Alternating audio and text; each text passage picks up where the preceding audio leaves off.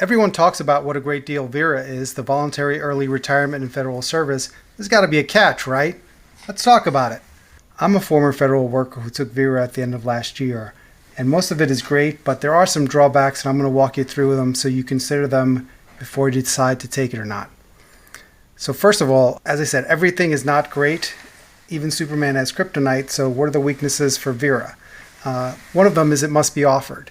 So even if your agency offers VERA, and even if you're eligible, and by eligible I mean you have 25 years of federal service, or you're 20 years of federal service and you're over 50, even if you are eligible for VERA and your agency is offering it, they have to offer it to people in your position. So they don't offer it to individual people, they single out positions and they offer it to people in those positions. And if you're not in one of those positions and you're not offered the VERA, you can't have it. You can't just say, well, you're giving it to everyone else, give it to me too. It has to be offered specifically to you, and if not, specifically to your position, and if not, you can't take it. Inflation. So with VERA, rather than waiting till 62 to get a full pension or retiring at 57 with a partial pension, if you take VERA, you will get your high 3 times years of service times 1% immediately upon leaving the government. However, there's no inflation adjustment. So if you had retired with the full pension at 62, you do get an annual cost of living adjustment. If you take a VERA, whether it's 57, 51, whenever you take it, from whatever date you take the VERA until 62, there is no cost of living adjustment, so you're vulnerable to inflation. And if you remember, during the pandemic, costs doubled. And in this administration, they are putting tariffs on anything, so inflation could go up again. And if you had retired the year before the pandemic in 2019, and then costs doubled, you would be getting half the buying power in your pension. So you have to consider that since you're not getting the COLA, and think about if there's a way to protect against that. So one way you can protect against that is, all right, well, I should have put that slide up earlier, but one way to protect against that is with inflation indexed bonds. So you have stocks and you have bonds in your portfolio, and you can get things called TIPS, so Treasury inflation something securities, and they go up or down with inflation, and the government does monkey with the inflation numbers, so it's not a perfect hedge. But if you have part of your portfolio in stocks and part of your portfolio in bonds, and you take the VERA, normally you wouldn't want bonds until you're high up there in age, but one of the things you can do is switch a part of your portfolio into these inflation indexed bonds, so that if inflation goes up, it'll protect you. And then at age 62, you can switch out of these into equities again or different assets. So that's one of the things you can do. And another thing you can do is to have a house with a fixed interest mortgage. So a lot of people, for peace of mind, like to pay off their mortgage before they go into retirement. But having a house with a mortgage will actually benefit you in a high inflation environment.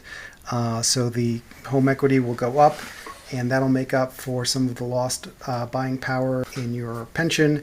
So fixed assets like houses tend to go up in inflation, and if you have a house with a mortgage, you are sort of magnifying that bet, and if inflation goes up, the purchasing power of your mortgage will go down, but that should be offset by the amount of money you're making in the house, and it's a leveraged bet. And there's some finance involved, but there's this old joke about, there's a joke about two guys in the jungle and they see a tiger, and one of them says, what do we do? And the other one says, run. And he says, we can't outrun a tiger. And he says, well, I don't have to outrun the tiger, I only have to outrun you. And that's sort of how the house thing works. So if you have a house with a mortgage on it, even if the price of the house goes down, like in a housing crash, like during the Great Recession, as long as your house goes down less than percentage-wise than the dollar is devalued, then you'll still come out ahead. So that's how it works mathematically. That's how you have to think about it. So my parents bought a house in 1970-something in New York City, and it was $22,000. And if they had held on to that house now, I looked it up on Zillow, and it's $1.6 million. So I would never tell my dad this, because if I told him, he would be a millionaire if he had just sat in his house and did nothing, he would have a heart attack. And I love my dad, I don't want to kill him, but that's how it works. So the dollar keeps getting depreciated, and fixed assets will tend to maintain their value. And if you have a fixed asset with a mortgage, you can benefit from that instead of being on the wrong end of that. So another disadvantage is the TSP. So while you're in federal service, you can contribute to your TSP, and then you'll get the agency match on the TSP. After you leave federal service, you can't make any more contributions to your TSP. You can still keep the TSP. You don't have to sell it, but you can't contribute any more to the TSP. And since you can't contribute any more to the TSP, you won't get the 100% agency match, which is usually very valuable. But that's one of the drawbacks to taking the FERS. Sorry, the VERA. fegli, the group life insurance. You can keep that in retirement. However, for you to have it in retirement, you have to have been enrolled in it for 5 years prior. If you didn't have it for 5 years prior, you can't have it. And also, it gets more expensive when you have it in retirement. So you should probably look around for term insurance to replace that. Don't buy whole life. Whole life is a ripoff. The only people who sell you whole life are ripping you off, so don't ever buy whole life. If you're going to replace the fegli, replace it with term life insurance. I didn't mention health insurance, but yeah, you can keep your health insurance in retirement, but it's the same deal. You have to have had it for 5 years prior to you leaving. So if you had it for 5 years in federal service and you leave, you get to keep your insurance forever as long as you don't let it lapse. But if you are married and you were on your spouse's insurance and then you switch to federal health insurance before you leave, if it's not 5 years, you won't be able to get your health insurance, take it with you in retirement. Another drawback is lost salary. So you will get your full pension, but your pension, let's say it's 20% of your salary because you were there for 20 years, and you will get that from, let's say, age 50 or 57 to 62. You will get 20% of your salary, but you're giving up 100% of your salary. And that's what a pension is, but you have to consider is 20% or 22% or however long you were working at the government, is that percentage of your salary enough to live on? If not, will you be able to get another job? In this environment, there's lots of people being laid off, not only in the federal government, but in the private sector. So will you be able to replace that? And if not, will you be able to live on a reduced salary? So that's something to consider. Next thing to consider is the timing of payments. So I retired January 1st, and the VSIP came a few weeks later, as my HR guy said it would, on time. And the leave, I got paid about a month after I left my unused leave, so he was correct about that also. But I mentioned in a prior video, I'm sort of getting shortchanged on the pension, and I have to look into that. And the first payment I got, you get it retroactively. So on January, I got my payment for December, and on March, I get my payment for February. All right, yeah. And I had a number there that was about half of my pension, and they said this is an interim payment while we process your paperwork, and then we'll give you the final one. And I think there's a mistake because the final one is even less than the interim one, so I have to look into that.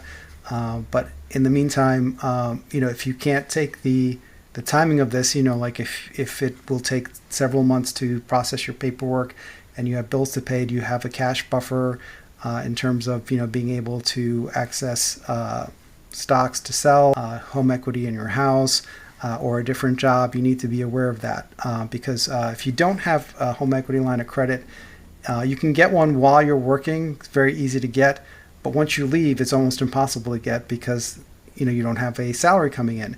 And a lot of people think the banks like to steal your house. No, they want your money.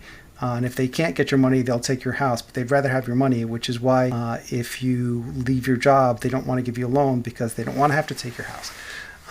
So something to consider about, surviving. So another consideration is the delays.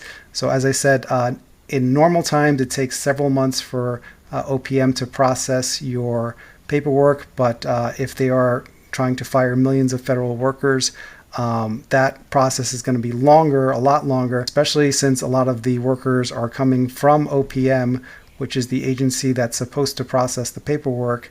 And I think I showed you when I called OPM, I tried to call, here's what happened. So let's see how long it takes to get a human at OPM.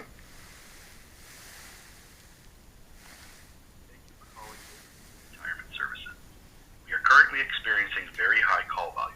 Please try us again later.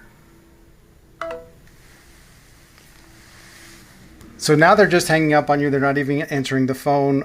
If they have to get rid of more people at OPM and millions of federal workers are being fired and have to access OPM, if I can't get through now, I really doubt you're going to be able to get through later.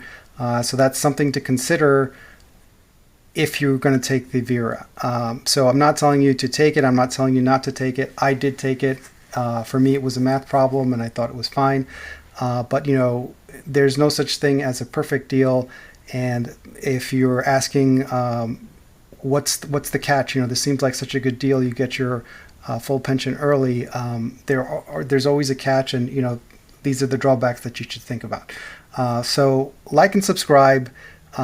Once I get to 1,000 subscribers, I'll do a live broadcast, and, you know, you can ask me anything.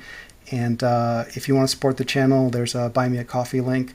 If you're wondering why I'm wearing a tie, I had an interview today, so I got kind of freaked out when I got shortchanged on my pension thing. So I lined up a couple of interviews with a couple of banks, and both of them went well. So it's good to feel needed. But anyway, I am not an employment lawyer, and I'm not going to advise you on a lot of the intricacies of the Vera and stuff like that. I'm putting this out there to share my experience with it in the hope that it could help you if you are considering it.